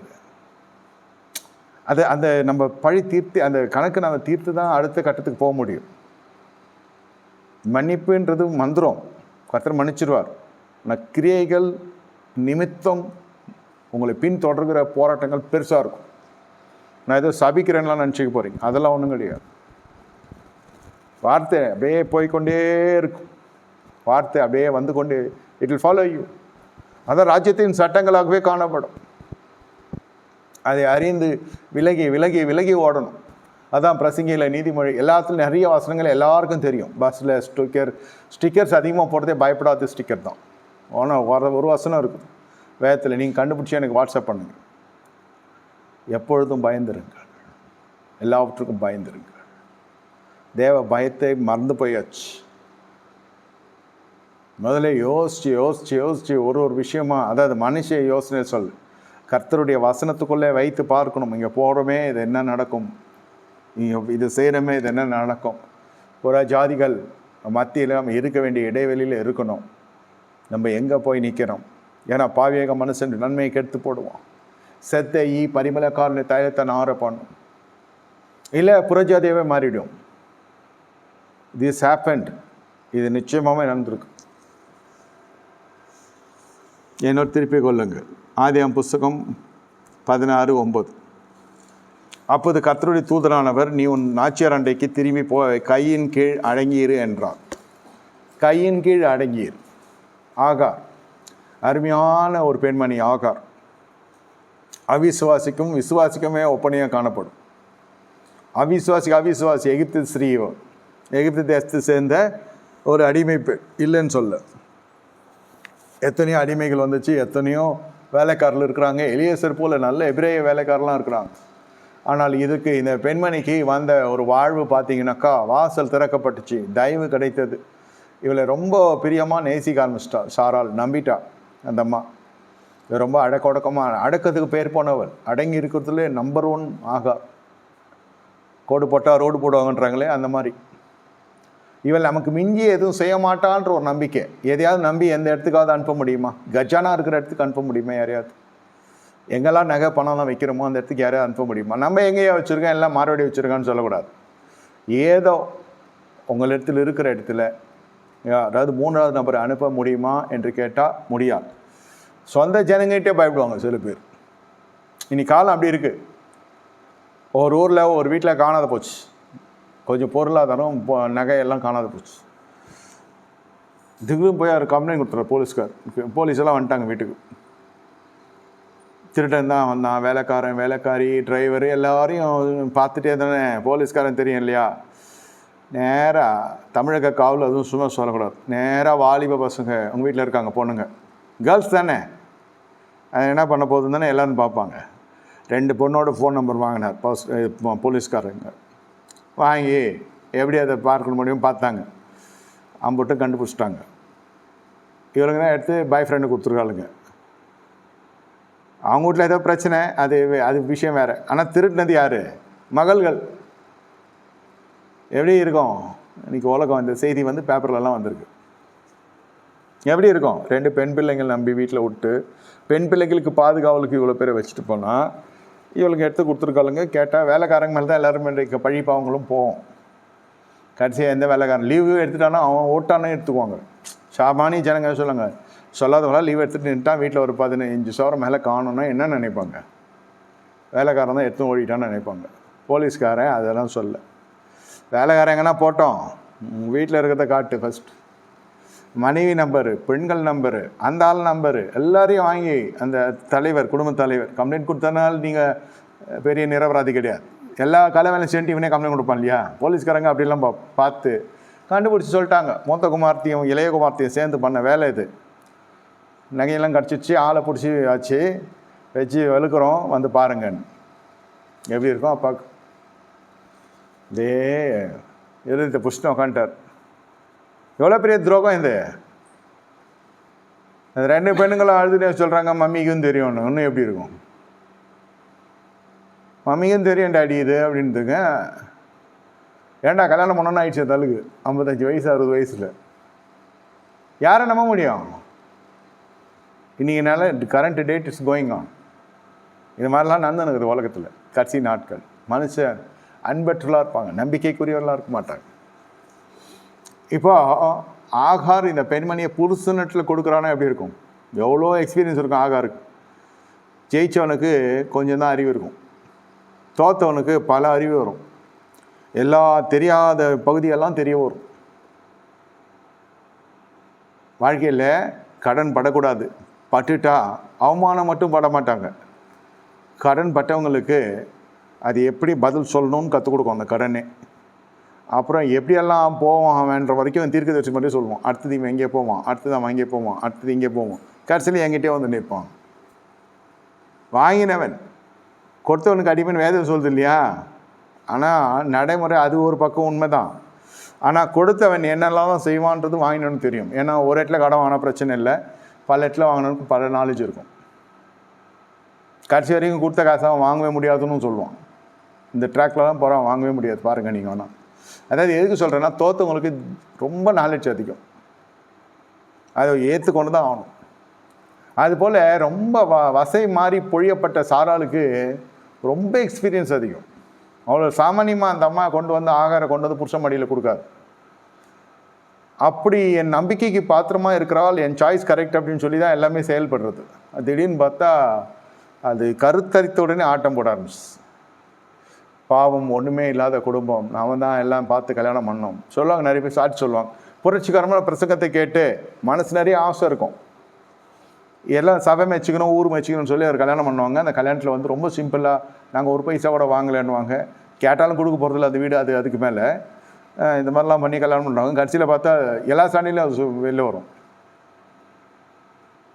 எல்லா சாண்டிலையும் அது எப்படி பேசுவாங்கன்னு உங்களுக்கு தெரியாதா? பேமெண்ட் சீட்டுக்கு ஒரு பவர் இருக்குது, இது ஃப்ரீ சீட்டு, எப்படிலாம் பேசுவாங்க. அது ஆனால் அப்படியே பேசிட்டு கேட்டு வாங்கி அப்படியே பேசினா பட்டெலாம் அழ மாட்டாங்க யாரும். அது கொடுக்குற கவுண்டர் பார்த்தீங்கன்னாக்கா இந்த கூடாரமே இடிஞ்சு விழுற மாதிரி கொடுக்கும். மனசாட்சி இல்லாமையே நடந்து கொள்ளும். நான் சொல்கிறது மருமகளுக்கும் மாமியாருக்கும் நடக்கிற சண்டை. ஒன்றில் அது வந்து பிச்சைக்கார நான் ஏன்னு சொன்னால் நீ தான் அதுன்னும். அது 100 பவுன் போட்டு வந்த மாதிரி பேசுன்னு இது சொல்லும். அதாவது அந்த கொடுக்கல் வாங்கலில் வந்து அவங்களுக்கு ஃபஸ்ட் டைம் அது அவங்க எப்படி எடுத்துக்கிறாங்களோ தெரியல. எதை பிரசங்கம்லாம் கேட்டு போயிட்டு இருக்கிறபடி சொல்லி எனக்கு இது வேணும்னு கேட்டிருக்கலாம். முடிஞ்சா கொடுக்க போகிறாங்க, முடியலாம், இல்லைன்னா வேறு வீடு பார்த்துருக்கலாம். இதை ஊர் மேட்சிக்க சபை மேட்சிக்க ஏதாவது ஒன்று பண்ணிட்டு கடைசியில் அந்த அவங்க கூட இருக்கிற டீமெல்லாம் போயிடும். தனித்துன்னு இருக்கிறது மாமியாரும் மருமகளும் பிரச்சனைகள், அந்த கணவன். இப்போ அடுக்கிற பிரச்சனை அதுதான் ஆகார் சொல்ல வரேன். இது பார்க்குற பார்வையிலே கண்டுபிடிச்சிட்டான் ஆகாருடைய பார்வையிலே கண்டுபிடிச்சிட்டா. ஆஹா, இது சரிப்பட்டு வராது. பேசலாம் விடல. அதுதான் சீமாட்டியினுடைய குணநிலை, மனநிலை. அவளை பேசலாம் விடக்கூடாது. அவள் பார்வை என்னை பார்க்குற பார்வை அற்பமாக இருக்குது. எவ்வளோ சென்சிட்டிவ் பாருங்கள். சிலதெல்லாம் பேசுகிறப்ப தான் தெரியும் இந்த புத்தில் எந்த பாம்பு இருக்குன்னு. அநியாயமாக பேசுவாங்க. அதில் அவன் பின்னணி இருக்காது, அவங்களுக்கு குடும்ப பின்னணி இருக்காது, ஒரு பொருளாதார ஒரு செழிப்பினுடைய ஆசீர்வாதம் இருக்காது, அந்த பொருளாதாரத்துக்கு ஒரு ஞானம் இருக்காது, அந்த கிருபை இருக்காது. ஜஸ்ட் லைக் தட் அவங்க ஒரு வாசல் திறந்துருக்கும். இதை எதிர்பாராத அதிசயமாக கூட இருக்கும். ஓவர் நைட்டில் மில்லியனர் ஆகிற மாதிரி இது. 50 சொத்துக்கு அவன் தானே அதிபதி இன்னைக்கு. அதை கூட அந்த கணிப்பு இருக்காது. அதுதான் சிலதெல்லாம் பார்த்தா ரொம்ப வேதனை. விவாகரத்து வாங்கிட்டு வந்து சொல்லுவாங்க, இந்த மாதிரி ஆச்சு எங்கள் வாழ்க்கையில். அதுக்கப்புறம் நான் ரியல் எஸ்டேட் பண்ண போகிறேன், நான் அதை பண்ண போகிறேன், எல்லாம் மல்டி ப்ராஜெக்ட்ஸாக சொல்லுவாங்க. நான் சொன்ன ஒழுங்காக வாயை மூடின்னு இருந்தால் புருஷன் சொத்தில் எல்லாமே உனக்கு வந்திருக்குமா? அது அற்பமாக எண்ணிட போகிறோன்ட்டு ஒரு டிரான்சாக்ஷனுடைய டோட்டல் காஸ்ட் பார்த்தீங்கன்னா, ப்ராஜெக்ட் வேல்யூ பார்த்தீங்கன்னா 100 கோடி, 150 கோடி, 200 கோடி, 400 கோடி, 500 கோடிட்டு வந்து 10,000 ரூபாய்க்கு பிரச்சனையிலே இருக்கிற குடும்பங்கள் இதெல்லாம். வெறும் 10,000 ரூபாய்க்கு பிரச்சனை. இருக்க இடம் இல்லை, உடுக்க வேணால் 4 வஸ்திரம் இருக்கலாம், உண்ண ஆகாரம் அதெல்லாம் வந்து சொல்லக்கூடிய லெவலில் இல்லை. இந்த ஸ்விக்கி சொமேட்டோ எங்கே வாங்கி சாப்பிட்டுக்கன்னு ஏதோ போயின்னு இருக்கு. ஆனால் ஒழுங்காக இல்லற வாழ்க்கை அழகாக கர்த்தர் திறந்து கொடுத்தாரு. எத்தனை பேரை போஷிச்ச, எத்தனை பேரை ஆதரிச்ச, எத்தனை பேருக்கு எல்லாம் முடிஞ்சு போச்சு. சூழ்நிலை உங்களுக்கு நேரம் கொடுக்காது, அவகாசம் கொடுக்காது. பார்க்குற பார்வை, நம்ம பின்னணி என்ன, நம்ம குடும்பம் என்ன, நம்மளுக்கு பின்புலம் என்ன, ஒன்றும் கிடையாது. அந்த அம்மா கொடுத்த ஒரு வாழ்க்கை நமக்கு வாசல் திறந்துச்சு. ஏதோ தீர்க்கதரிசியோடு இருந்து நம்ம ஒரு பிள்ளையை பெற்றுட்டோம், இல்லை கருத்தரித்து இருக்கோம். கருத்தரித்த உடனே திமிரு வந்துடுச்சு, அவ்வளோதான். ஆபிரகாம்கிட்ட போது மேட்டரு. ஆபிரகாம் சொல்கிறாரு 16வது அதிகாரத்தில், இதை பார், உன்னோட கரணத்தின் கீழ் அவள் இருக்கிற, அவனுக்கு வேண்டியபடியெல்லாம் அவளை செய், என்கிட்ட கொண்டு வராதுன்னு. அவ்வளோதான், கடுமையாக நடத்த ஆரம்பித்தா. ரொம்ப டஃப் மாமியார் விடு, எனக்கு புருஷன் கஷ்டம், கடினமான மனுஷனாக இருக்கான். நமக்குள்ளே ஒரு அகந்த அற்பமாய் பார்க்குற பார்வை இருக்கிறதுனால தான் இந்த சூழ்நிலைகள் உருவாகுது. அற்பமாக நான் பார்க்கல, அற்பமாக என்னல்ல சொல்லி பாருங்கள். மனசாட்சிக்கு விரோதம் இல்லாமல் சொல்லி பார்த்தீங்கன்னா உங்களுக்கு உன் புருஷனுடைய இறுதி உன்னை நம்பும். உன்னை பாக்கியவதின்னு உன் பிள்ளைகள் சொல்லுவாங்க. நீதிமொழிகள் இருக்கிறது நான் சொல்கிறேன் 31. இது உள்ளே இருக்கிறது தெரியாது, ஏதோ அவர்கிட்ட எல்லாத்தையும் விட்டு இருக்கு வந்துடுச்சு. இதோடைய பலன் நீங்கள் பார்த்தீங்கன்னாக்கா அடித்து அவளை என்ன பண்ணாங்களோ தெரியல. அவள் இருக்க விடலை, சாரோட ட்ரீட்மெண்ட்டை அவளை இருக்க விடலை, ப்ரெஷர் கொடுத்து விட்டு ஓடுற அளவுக்கு செஞ்சுருவாங்க. 12வது அதிகாரத்தில் தான் நமக்கு தெரியும் சாரால் யாருன்னு. 11வது அதிகாரம் 10வது அதிகாரம் அவங்க பிறந்த காலத்துலேருந்து 65 வயசுலேருந்து நமக்கு தெரியும் சாரால் யாருன்னு. அதுக்கு முன்னாடி ஒரு கூட்டு குடும்பத்தில் வாழ்ந்த பெண்மணி அது. மற்றவங்க பிள்ளையெல்லாம் தூக்கி கொஞ்சம் ஆசை தீர்த்துக்கிற பெண்மணி அது. சாரால் ஆபிரகாமோடு பயணப்படுகிற பொழுது லோத்து ஒட்டி கொண்டு வந்த மனுஷன். பணத்தை பார்த்துச்சு, 10 ராஜாக்களை பாராமல் வீட்டுக்குள்ளே இருந்த ஒரு பெண்மணி அது. இங்கே பார்வோன் பதம் பார்க்க கொண்டு போயிட்டான். அபிமெலேக்கு ஒரு வாட்டி அந்த இது 16வது அதிகாரம், அது 20வது அதிகாரம். பார்வோன்கிட்ட போயிட்டு வந்த பெண்மணி அது போயிட்டு வந்ததுன்னா அந்த அரண்மனையிலேருந்து அந்த ப்ரெஷர்லாம் பாருங்கள். எம்ஆர்ஐ ஸ்கேன் உள்ளே போயிட்டு வாங்க ஃபஸ்ட். போயிட்டு வந்த விசுவாசி சொன்னார், எனக்கு பயமாயிடுச்சு, எனக்கு உண்மையிலே பயமாயிடுச்சு ஐயா. 45 நிமிஷம் உள்ளே வச்சாங்க ஐயா, என்னென்னமோ சத்தம் கேட்டது, கையில் பால் கொடுத்துட்டாங்க, பேச்சு மூச்செல்லாம் இல்லை, சவப்போட்டி மாதிரியே இருக்குன்னு சொல்லி விட்டான். அந்த கிருன்னு வெளில வரத்துக்குள்ளே போதுமான ஆயிடுச்சுட்டாங்க. திடீர்னு ஹார்ட் அட்டாக் வந்துட்டா என்ன பண்ணுறது பிரதர்னா? ஆமாம் இல்லை, எனக்கு ஞாபகம் வரல, நல்ல வேலை போயிட்டு வந்து சொன்னேன். போகிறதுக்கு முன்னாடி சொன்னால் இந்த கேள்வி கேட்டால் என்ன இருக்குது, போயிருக்க மாட்டேன், போயே சென்ட்ரு சொல்கிறேன். இல்லை எவ்வளவெல்லாம் இன்னைக்கு நாட்டில் நடந்து கொண்டிருக்கிறது. இந்த பெண்மணிக்கு அவ்வளோ ஒரு அந்த மாதிரி எம்ஆர்ஐ ஸ்கேன் விட மோசமான இடம் பார்வோன் இடத்துல கூட்டு போய் வச்சுருக்காங்க. என்றைக்கு என்ன நடக்கும்னு தெரியாது. ஆபிரகாம் வருவார், குதிரையில் வருவார், யானையில் வருவார், தேரில் வருவார்னு நினைக்க முடியும். ஆறு பாட்டுக்கு சோத்திரம் ஆண்டவரேன்னு எங்கே இருக்கிறாருன்னே தெரியும். வந்து அந்த அம்மையார் ஒன்று வார்த்தை கேட்கல. என்ன அப்படி இந்த ஸ்டேஷனில் ஒய்ஃப் இருந்து ஃபோன் பண்ணிச்சுன்னா புருஷன் போகிறதுக்கு லேட் ஆச்சுன்னா அவ்வளோதான், அவன் செத்தான். அவன் எவ்வளோ நேரம் நிற்கிறது, அவன் பார்க்குறான், இவன் 50 வயசு ஆனாலும் அந்த பெண்கள் இப்படி தான் பேசுவாங்க. வாரத்துக்கு முன்னே சொல்லிடுவாங்க சில பேர், ஆவடியிலே சொல்லிடுவாங்க நிமிஷத்தில் வந்து இறங்க போகிறேன்னு. சொல்கிறேன், எக்ஸாம்பிள் சொல்கிறேன். திருநெல்வேலி எந்த ஸ்டேஷன் ஆனாலும் 3 ஸ்டேஷன் முன்னாடி நம்ம வரட்டோன்னு சொல்லிட்டு கொஞ்சம் லேட்டாக போனோன்னா என்ன ஆகும்? அவளை போய் அட்டென்ஷன் பண்ண முடியாது. அதுக்கே அவ்வளோ பிரச்சனை இருக்கும். இப்போ சாரால் அதையும் கண்டுக்கல. ஒரு வார்த்தை இருக்கா பாருங்கள், ஆபிரகாம்கிட்ட நொந்துக்கிற மாதிரி சாரால் எங்கேயா போயிருந்தீங்க, உம்மை நம்பி தானே வந்த எல்லாரையும் விட்டு எதுவுமே இருக்காது. ஆபிரகாம் எதுவும் பண்ணலனாலும் கர்த்தர் பண்ணார், அது விஷயம் வேறு. பாருங்கள், அந்த குடும்பத்தில் இருக்கிற புரிந்து கொள்ளுதல் அவ்வளோ அதிகம். எல்லாம் பார்த்துட்டு நீ ஒரு இதை உன்னை வந்து சரக்கெட்டு மாத்திரம் வச்சா நீ மொத்த ஆஸ்திக்கு நீ அதிபதி மாதிரி பண்ணால் என்ன அர்த்தம்? உன்னை கூப்பிட்டு என் மகனுக்கு மருமகளாக நான் ஆக்கி கொண்டேன், மனைவி ஆக்கி மருமகளாக எனக்கு ஆக்கி கொண்டேன், அவ்வளோதான். அதனால் என்னை முதியோர் உள்ள அனுப்புகிற அளவுக்கு நீ பிளான் பண்ணினா என்ன வருது? அந்த மாதிரி ஆயிடுச்சு. கடைசியில் முட்டை சவாரின்ற மாதிரி ஓட விட்டா. அந்த நேரத்தில் தேவனுடைய தூதன் இறங்குறார். அவராவது ஏதாவது அந்த பெண்மணிக்கு சாதகமாக பேசுவார் பார்த்தா அவர் கரெக்டாக சொல்லார், நீ போய் அவள் கையின் கீழ் அடங்கியிரு. கையின் கீழ் அடங்கியிருக்கிறோம், வேறு வழி இல்லையே, வயிற்றுல புள்ள. ஆபிரகாம் ஆங்கிலேருந்து பார்த்தா இன்னும் கஷ்டமாக இருக்கும். நம்மளுக்கே இப்போ தான் புள்ள பிறக்க போகுது, பெற்றுட்டாவது அனுப்பலாம், கொஞ்சம் கம்முன்னு இருப்பேன் நான். எந்த இடத்துல யோசித்து பார்ப்பேன் நான். ஆபிரகாம் சொன்னார், நான் அந்த என்ன சொல்லியிருப்பேன், சாரால் கொஞ்சம் கம்முன்னு நீயே பண்ண வேலை முச்சிடும் ஒன்று பண்ணு, எல்லாத்துலேயும் இன்கம்ப்ளீட் பண்ணாது. ஒன்று அவளை கூட்டி இவ்வளோ தூரம் எடுத்துருக்கூடாது, பெட்ரூம் வரைக்கும் அவளை அமுச்சிடக்கூடாது. அமுச்சு நான்லாம் பாயலை, நீ தான் சேர்த்து வச்ச. சரி, சிசுவும் உருவாயிடுச்சு, பெற்று முடிச்சோன்னா ஒரு செட்டில்மெண்ட் பண்ணி அமுச்சிடலாம், பிள்ளைய பிடிக்கலாம், இப்படியாவது சொல்லியிருக்கலாம். அவர் க்ளீனாக சொல்லிட்டார், இதெல்லாம் எனக்கு இதுவும் சம்மந்தம் இல்லை, நீ சொன்ன எல்லா விஷயம் அவங்க கருத்து கீழே இருக்கிறான். உத்தமன் நீதிமான் சன்மார்க்கம் தேவனுக்கு பயந்தவன், அவ்வளோதான். I am taking care for the டாஸ்க்குன்னு அந்த அம்மா எடுத்துன்னு அந்த மாதிரி சொல்லிச்சு. தேவதூதன் போய் பார்த்து இது சாராளுக்கு அகேன்ஸ்டாக எதுனா வரும்னு பார்த்தா சாராளுக்கு சாதகமாகவே கர்த்தருடைய வார்த்தை வருது. அப்போது எவ்வளோ இந்த பெண்மணி மனம் திரும்பியிருக்கு. அங்கேயே ஒரு இடம் ஸ்டாண்ட் எடுத்து, இந்த இடம் நம்ம சரியில்லை, தேவனே இப்படி பேசுகிறா, அம்மா சாரி ஆண்டி, சாரி அக்கா, சாரி ஏதாவது சொல்லி அந்த எண்ணத்தையே நம்ம மாற்றிருக்கோம். ஒழுங்காக குடும்பம் நடத்துகிற தான் செய்வோம்.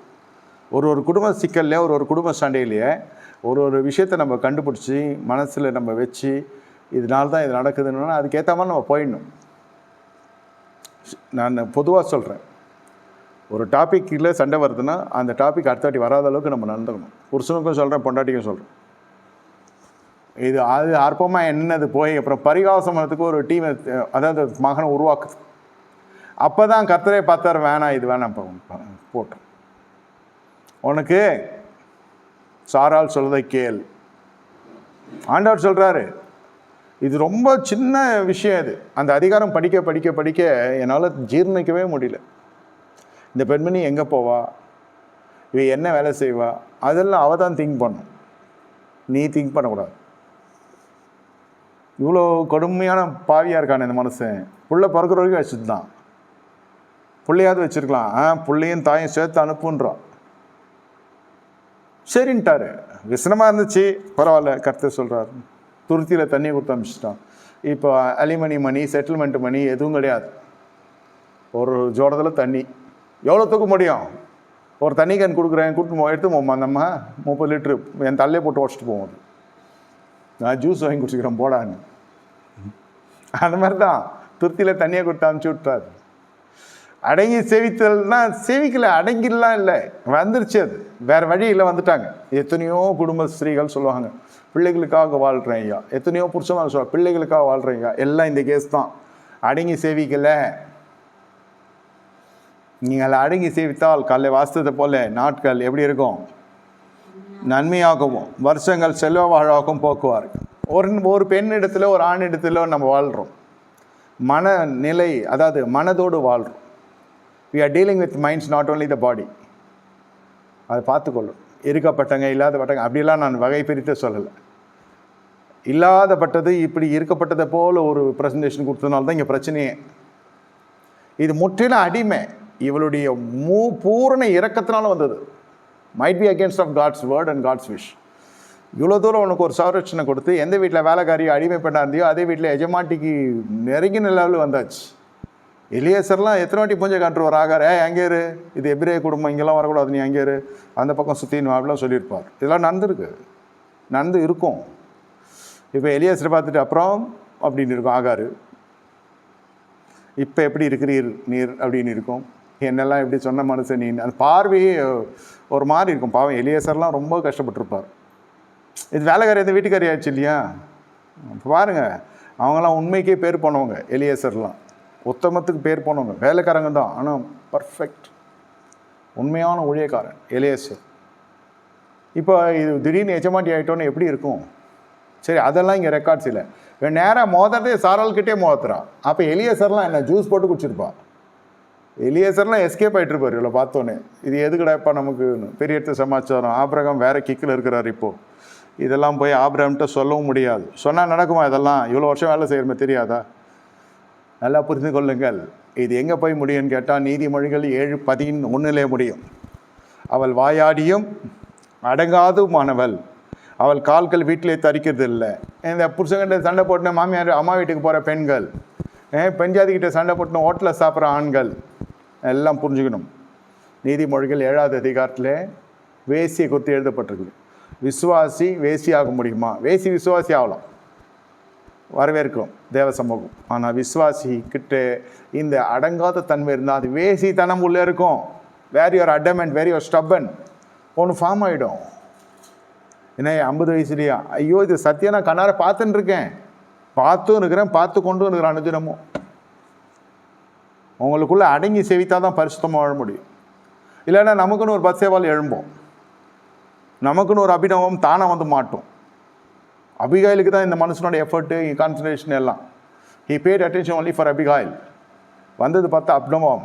இந்த புடவை எடுத்தால் ஜாக்கெட் ஃப்ரீ, சட்டை எடுத்தால் பேண்ட் எடுத்தால் சட்டை ஃப்ரீ, கோட்டும் சட்டையும் எடுத்தால் கோட்டும் பேண்ட்டும் எடுத்தால் உள் சட்டை free, tie free, shoe free. அந்த மாதிரி அபிகாயில கல்யாணம் பண்ணால் அப்டமம் ஃப்ரீ ஆயிடுச்சு. எங்கே போய் சொல்கிறதுனே தெரில. பரவாயில்ல, வந்தார வாழ வைக்க வையகமாயிட்டார் தாவீது. நீ அடங்கி சேவிக்கலைன்னா இதெல்லாம் உள்ளே வந்துடும். சத்தியமாக வீடு விபச்சார வித்தியாக மாறிடும். வாழ்க்கையை வேசித்தனம் உள்ளே பூந்துடும். வேசித்தனம் வராது இருக்கிறதுக்கு வாயை ஒழுங்காக வச்சுக்கணும். ஆணாக இருக்கட்டும் பெண்ணாக இருக்கட்டும். வாயாடி கால்கள் வீட்டில் தரிக்கிறது இல்லை, ஊரை சுற்றி கொண்டே இருக்கும். கால்கள் வீட்டில் தரிக்கிறதா யோசித்து பார்க்கணும். கால்கள் வீட்டில் தரிக்கிறது இல்லை. அடங்காதமானவள் கால்கள் வீட்டில் தரிக்கிறது இல்லை. ஆம்பளை கேட்டால் பிஸ்னஸ்ன்னு போயிடுவோம். பொம்பளை கேட்டால் அது ஏதோ ஒரு காரணம் சொல்லிட்டு போவோம். இதில் ஜபத்துக்கு வரவங்க கூட இந்த இடத்துல மாட்டிக்குவாங்க. சரி, ஆலயத்துக்கு வர்றது, காலைல வருது, சாயங்காலம் வருது, சந்தோஷம். அப்புறம் ஒரு நாள் ஒரு கூட்டம் வச்சுருப்பாங்க. நீங்கள் பேசி தான் நம்ம பண்ண போகிறாங்கன்னு சொல்ல. நான் வீட்டில் கால் தரிக்கிறது இல்லை. காலைல அந்த கன்னிகைகள் கூட்டம், மாலையில் வாலிபர் கூட்டம், அந்த 5 நாளும் பேக்கடாக இருப்பாங்க. பாஸ்ட்டு பொண்டாட்டி இருக்கிற இடம் தெரியாது. இதில் இது நெசம். நடுவில் இது வீட்டில் பிரச்சனை இருக்கிறதெல்லாம் இந்த மாதிரி பேக்கை தூக்கின்னு கிளம்பிடும். பெண்கள் மட்டும் சொல்லலை, ஆண்களும் சொல்கிறேன். எங்கேயா போகிறேன்? ரொம்ப நாள் ஆளுக்கான பீகார் போயிட்டேன். அப்படியா? ஊழியெல்லாம் இருந்துச்சுன்னா இல்லை, வீட்டில் சண்டை, அதெல்லாம் பீகார் போயிட்டேன். அடப்பாய் மனுஷா, கோச்சின் அங்கே போகிறதா? அப்புறம் என்ன அங்கேருந்து அனுப்பிச்சிட்டாங்களா? இல்லை, எனக்கு பொண்டாட்டி நான் வந்து திரும்பி வந்துட்டேன். இல்லை, பீகார் நடவாச்சு, அது பீகார் இருக்கிற இடத்துல இருக்குது. இந்த மாதிரி திடீர்னு ஒரு ஊழியத்தை விட்டு வரி, அவங்க எதுவும் கேட்கலையா? நம்ம சொல்கிறப்பே சொல்லி தான் போனேன் நான். என் ஒய்ஃப் உடம்பு சரி 8 டைம் கூப்பிட்டாலும் வந்துடுவேன் நான். சரி, அதெல்லாம் நிதானிச்சு எடுங்க. நிதானிச்செல்லாம் எடுக்கல, நான் வாலண்டியராக போனேன். ஃப்ரீ சோறு அவங்க ஃப்ரீயாக போடுறாங்க, சேவை நான் ஃப்ரீயாக செய்கிறேன், முடிஞ்சிச்சு. தீனிக்கு தானி சரியாக போச்சு. அவனும் சம்பளம் கொடுக்க மாட்டான், நானும் ஒழுங்காக இருக்க மாட்டேன், அவனுக்கும் தெரியும். இன்னொரு 6 மாதம் சண்டை போட திரும்பியும் போவார். இப்போ பொண்டாட்டி கொஞ்சம் பரவாயில்ல, நீங்களாம் ஜெபம் பண்ணிங்கன்னா மறுபடியும் வாசல் திறக்குது. இப்படி இது ஏதோ ஒரு ஊழியத்தை மனசு வச்சு சொல்கிறேன்னு இல்லை, இது வந்து இது மாதிரி இருக்குது. வீட்டில் இருந்து கால் தரிக்கிறது இல்லை, வாயாடியாக இருக்கிறது, என்ன அடங்காதமானவன். இது 2 கேரக்டர் இருந்துச்சுன்னா போதும். வீட்டில் இருக்க மாட்டாங்க, கோச்சின்னு வெளில போயிடுவாங்க. இன்னி வரைக்கும் நடந்துக்குது. தேவ சபைக்குள்ளே இது நடந்து கொண்டு இருந்தால் மாற்றிக்கொள்ளணும் சபை. கோவித்து கொண்டு பைய தூக்கின்னு அம்மா வீட்டுக்கு போகிறது, கோவித்து கொண்டு ட்ரெஸ் எடுத்து வச்சுன்னு வெளில போய் உட்காந்து சாப்பிட்றது, ஹோட்டலில் சாப்பிட்டுக்குவாங்க, எங்கேயா தங்கிக்குவாங்க. புருஷமார்களே சொல்கிறேன். அப்போ தான் இதெல்லாம் இந்த சந்து முனையில் இருக்கிற ஸ்திரீயெல்லாம் வந்துடும். பென்ஷன் இருக்குது, டென்ஷன் இல்லைன்னு சொல்லிட்டு வந்துடும். கர்த்தர் எனக்கு ஒரு வாசல் திறந்தாலும் சார் சொல்லிட்டு போவோம், ஏதோ ஒரு சபைக்கே கூப்பிட்டு போவோம், பொண்டாட்டியாவே மாறிடும். இதெல்லாம் வந்து இதெல்லாம் விஷப்பரிச்செல்லாம் வச்சுக்காதீங்க. வாயாடியும் அடங்காதுமானவர், வீட்டில் கால் தரிக்கிறது இல்லை, வாழ்க்கை ரொம்ப ட்ரபிள் ஆகிடும். அடங்கி செவித்தால் வாழ்க்கை நன்மையாக இருக்கும். அடங்காதே போவீர்கள் என்றால் அவர்கள் ஞானம் இல்லாமல் பட்டயத்துக்கு இரையாகி மாண்டு போவார்கள் என்று காலையிலே பார்த்தோம். யோபு 36வது அதிகாரத்தில் வாசிக்கிறோம். இது அப்படிதான், இந்த பட்டயத்துக்கு இறங்கி மாண்டு போவார்கள். நீதிமொழிகள் 7 பாருங்க, கடைசி வசனம் வாசிங்க. நீதிமொழிகள் 7.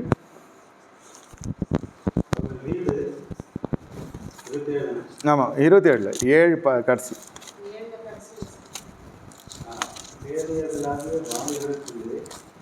கடைசி கடைசி வசனம் 7வது அதிகாரம். அவள் வீடு பாதாளத்துக்கு போகும்போது மரண அறைகளுக்கு கொண்டு போய்விடும். அநேகரை காயப்படுத்தி விழித்து பண்ணினால், பலவான்கள் அநேகரை கொலை செய்தால். பாருங்க, இது இப்படி தான் போய் முடியும். பிரியமான தேவனுடைய ஜனமே, கர்த்தர் உங்களுடைய வாழ்க்கையில் நல்ல விதமாக கர்த்தர் வைத்திருக்கிறார். என்ன கடைசியில் 23வது வருஷம் சொல்கிற, அம்பு அவன் ஈரலை பிளந்தது, அவளுக்கு பின்னே போனான்.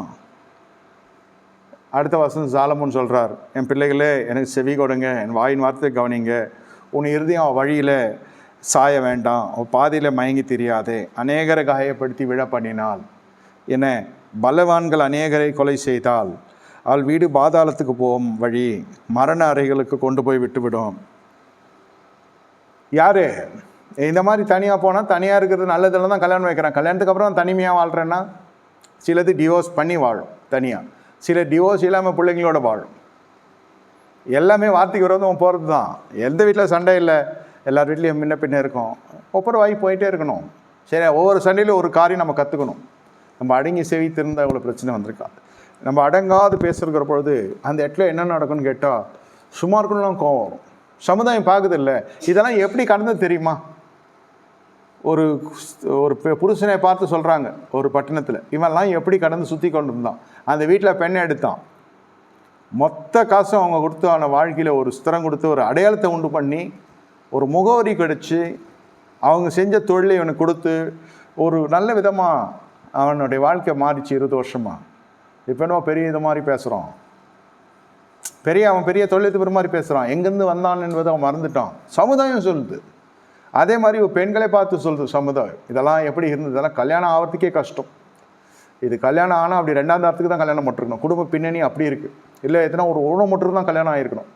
இந்த மாதிரி ஒரு ஜெகஜோதியான வாழ்க்கைக்கு பாத்திரமே கிடையாது இது. குடும்பம் அப்படி ஒரு தள்ளப்பட்ட குடும்பம். குணத்திலையும் சரி, பொருளாதாரத்தில் மட்டும் சொல்ல, அவங்களுடைய எல்லாம் பெலிஸ்த சுப கலைகள் கொண்ட குடும்பம். சுருக்கமாக சொல்கிறோம். இதான் வந்ததே தப்பு. எப்படியே கிடச்சிச்சு வாழ்க்கை, தக்க வச்சு வாழ்ந்துருக்கலாமா? விவாகரத்தான 99% பார்த்தீங்கன்னா கர்த்தரால் கொடுக்கப்பட்ட வாழ்க்கை, கிருபையினால் கிடைத்த வாழ்க்கை. அதுக்கு சம்பந்தமில்லாத ஜனங்க தான் அவங்க. என்ன பட்டணத்தின் மைய பகுதியில் கோடிக்கணக்கான விலை மதிப்பு கொண்ட அந்த இல்லறத்தில் வாழ்ந்து கொண்டிருக்கிறாங்க. என்ன சாதாரண புருஷன்தான், பெரிய கரார் பேடெல்லாம் இல்லை. உண்மையற்ற பெண்ணாக மாறினா ஒருத்தி, தாய் வீட்டுக்கு திருடி கொடுப்பா, அதை பதுங்கி தின்னே வாழ்ந்ததுக்கு அதுங்க. ஒரு காலகட்டத்தில் அவளால் வெளில கடன் வாங்கிட்டா கொடுக்க முடியல, கடன்காரங்க வீட்டுக்கு வந்துட்டான், அப்போ மாட்டிட்டான். எங்கே இருந்து இந்த எவ்வளோ நாள் நடக்குது அப்படி இப்படின்னு போய் கடைசியில் விவாகரத்தே ஆயிடுச்சு. அதுக்கு கடைசியில் என்னை பார்ப்பது முன்பு சொன்னேன், கண்டிப்பாக உங்களுக்கு விவாகரத்து ஆகும்னு சொன்னேன். சிரிச்சிட்டே போயிட்டான். விவாகரத்து ஆகுமான்னு கேட்டால் ஆகிடும். எத்தனை வாட்டி சேர்த்து வச்சுருப்போம், திருந்துற பாடு கிடையாது. அது திருந்தாலும் இந்த பெற்றோர் வீடு விடாது, சொரண்டி தின்னே பழகிடுச்சு. அப்போ சமுதாயம் சேர்ந்து சொல்லிச்சு, ஐயா எவ்வளோ வாட்டி நீங்கள் பாடுபட்டீங்க, இது மாதிரி நாசமாக போச்சா வாழ்க்கை. சாமானிய ஜனங்க கூப்பிட்டு சொன்னாங்க, தெரியும் இல்லையா இவ்வளோ பின்தொடர்ந்து வந்த ஒரு ஆத்மா ஒரு மெய்ப்பனாக போய் வந்து கொண்டிருக்கிறோம். திருந்தின பாடு கிடையாது. கடைசியில் ஒரு பெரிய தொகையை கடன் வாங்கினா, கடன் கொடுக்க முடியல, கடன்காரன் வீட்டுக்கு வந்துட்டான், வீடு எரிமலையாயிடுச்சு. சரி, அந்த கடனுக்குரிய காசை நாங்கள் கொடுத்துட்றோம், அந்த முழு தொகையை வச்சு இடத்த காலி பண்ணு, செட்டில்மெண்ட் ஃபினிஷ்ட், கான்ட்ராக்டில் கையெழுத்து போடு, கோர்ட்டு கேஸை சீக்கிரம் முடிச்சுக்கலாம், போயிட்டு வா. அந்த காசு வாங்கியாச்சு, அவ்வளோதான். அந்த கடகாரன் கொடுத்துட்டான்னு நினைக்காதீங்க, அந்த கடகாரெலாம் கொடுக்கல, எஸ்கேப் அங்கேருந்து. அந்த இந்த பணத்துக்கு ஒரு கதாநாயகன் 2வது புருஷன் அவன் தம்சம் பண்ணிட்டான் அந்த பணத்தை 1 வருஷத்தில். வாழ்க்கை தொகை அது, லைஃப் டைம் மணி. மறுபடியும் பழைய பிச்சை ஆகிடுச்சு அது. நான் அந்த பிஸ்னஸ் பண்ணுறேன், நான் இந்த பிஸ்னஸ் பண்ணுறேன், நான் அதை பண்ணுறேன், இதை பண்ணுறேன்னு, அவ்வளோதான். அது போன மைக்கமே திரும்பாது. இதெல்லாம் இதே மாதிரி புருஷர்களும் பண்ணியிருக்காங்க, செதறி போயிட்டாங்க. இவங்களுக்கெல்லாம் என்ன நினைப்புனா, குழந்தைங்களாம் இருக்குது, ஒன்றும் பண்ண மாட்டாங்க. சத்தியம் உங்களை வகை வெறுத்துரும், பிரித்து விட்டுரும். சத்தியமே விடுதலை கொடுத்துரும் ஒருத்தருக்கு. எவ்வளோ நாளில் உண்மை உழைப்புக்கும் தேவசகம் பார்த்து சும்மா இருக்கான். உழைச்சி போராடி குடும்பத்தை கட்டி காப்பாற்றி எடுத்து கொண்டு வர்றான்.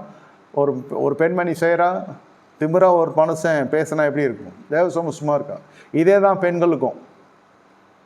கஷ்டப்பட்டு உழைத்து குடும்பத்தை கட்டி காத்து எடுத்துக்கொண்டு வரோம். ஒரு புருஷன் மனைவி அகந்த நெறிஞ்சில் அற்பமாக பார்த்தா, அற்பமாக பேசினா, தேவசம் பார்த்து சும்மா இருக்காது. விடுதலை கொடுத்துரும்.